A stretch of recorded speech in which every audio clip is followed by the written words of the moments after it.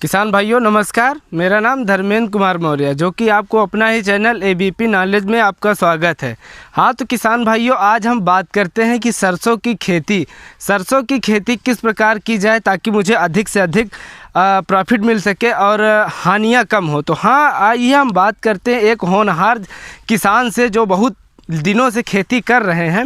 आइए हम इनसे मिलते हैं कि ये खेती करने का क्या राज है, जो बहुत अच्छी प्रकार से खेती करते हैं। हाँ तो किसान भाई से अब मिलने जा रहे हैं। जैसा कि हम किसान भाई से मिलने जा रहे हैं। हाँ किसान भाई, इधर आइएगा आप। जी भैया नमस्कार। जी भैया, हाँ तो ये बताइए, बहुत सारे किसान भाई यही कहते हैं कि खेती करने में लागत बहुत अधिक आती है और आमदनी कम होती है। तो आप ये बताइए कि सरसों की खेती आप बहुत अच्छी प्रकार से देख रहे हैं, कि किसान भाइयों को भी दिखाइए कि बहुत अच्छी प्रकार से तैयार हुआ है।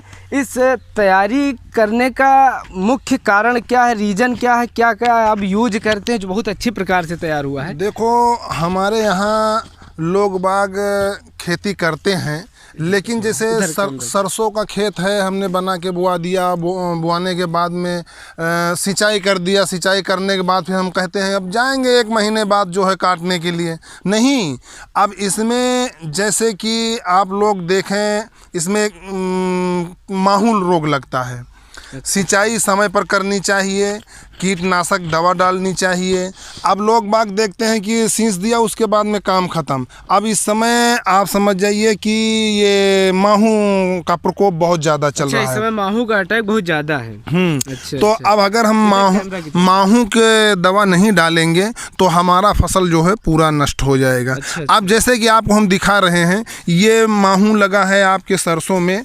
ये देखो, ये जो है, ये जैसा कि हाँ ये देख रहे हैं, ये लगा है एक पौधे में है। अच्छा, हम किसान भाइयों को लगे नज़दीक जाके दिखा रहे हैं, जो कि सारे कैमरा जो किसान देखे हैं ताकि देख सके कि माहू कीट होते किस प्रकार के। जैसा कि आप लोगों को दिख रहा होगा, बहुत अब ये जो है अगर बहुत अधिक मात्रा में लगा है माहू, इसका अटैक बहुत ज़्यादा मात्रा में हुआ। तो हाँ, अब जैसे कि देखिए, अगर ये दवा इसमें नहीं पड़ेगी, अब इसमें बहुत महंगी से महंगी अगर दवा आप डाल देंगे फिर भी नहीं कवर करे। इसकी दवा जो है बहुत एकदम नॉर्मल दवा है, और जो कि विश्वसनीय दवा जो है जिसके यहाँ से आप लाते हैं, जैसे ये सलोन में है, प्लाजा मार्केट में है, ये चंद्रा बीज भंडार है, ये सब लोग जो है बड़े विश्वसनीय दुकान है, और इनमें जो है ये लोग दवा बढ़िया देते हैं। अब ये दवा बहुत सस्ती है, लेकिन इसमें यह है कि हम कहेंगे अरे थोड़ा इधर उधर तो लगा है।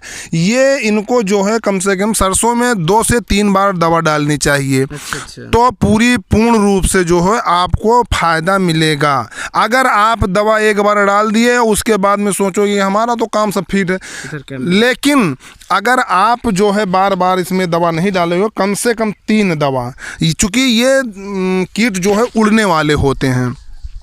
जब उड़ते हैं आप 8 दिन 10 दिन कीट ख़त्म हो गए, समाप्त हो गए, उसके बाद 8-10 दिन बाद फिर ये अटैक करेंगे। जब अटैक करेंगे तो इसको जो है, ये जो मतलब सरसों के दाना लग रहे हैं, इसमें सब चूस लेंगे ये। अच्छा, इसका रस चूस लेते हैं तो किसान भाइयों को नुकसान बहुत अधिक मात्रा में हाँ, होता तो है। ये जो है अब इसी समय ये जो है मतलब ये मान के चलिए, अब जैसे ये फली बन रही है, अब इस फली को ये चूस लेंगे तो इसमें दाना नहीं बनेगा।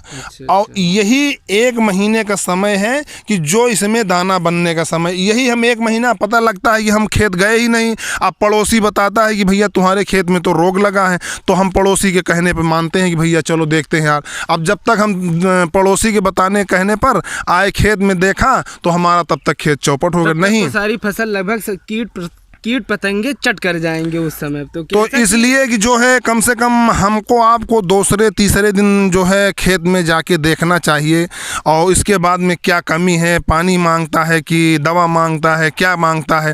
तो फसल भी हमसे तो मांगता है कि हाँ हमको ये चीज़ चाहिए, लेकिन उसके भावनाओं को आप समझ नहीं पाते हैं कि हमको क्या चाहिए क्या नहीं चाहिए। अब जब आप खेत जाएंगे नहीं, देखेंगे नहीं, तो आपको क्या मालूम होगा कि हमारा फसल हमसे क्या मांग रहा है, क्या कह रहा रहा है, वो भी तो कह रहा है कि हमको दवा चाहिए, हमको पानी चाहिए। तो जब आप खेत जाएंगे नहीं तो आपको मालूम नहीं होगा। रह गई बात, जब फसल आपको बर्बाद हो जाएगी तो आप फसल में अच्छा उत्पाद नहीं मिलेगा।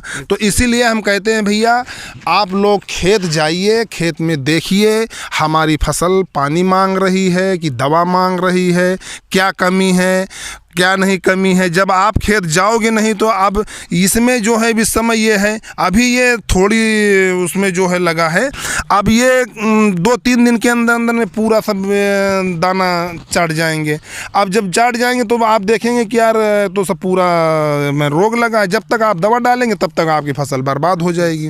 हाँ, तो किसान भाई का यही कहना है कि आपको उचित मतलब कि 2 से 3 दिन के अंतराल पे खेत जाना चाहिए। अगर आप खेत में नहीं जा रहे हैं तो 1 दिन 2 दिन के अंतराल पे अगर खेत पे आप नहीं जा रहे हैं तो कीट का जो प्रकोप होता है वो 102 दिन में ही होता है, जो कि पूर्ण रूप से आपकी फसल को हानि पहुंचा सकता है।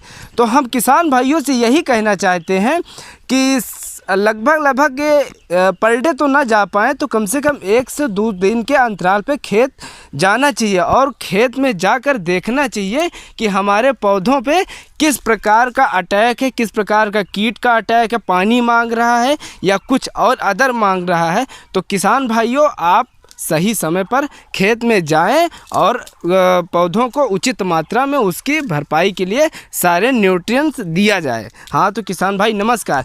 आपको अगर हमारी वीडियो पसंद आ रही है तो please like, comment and subscribe ज़रूर कीजिएगा। किसान भाई नमस्कार।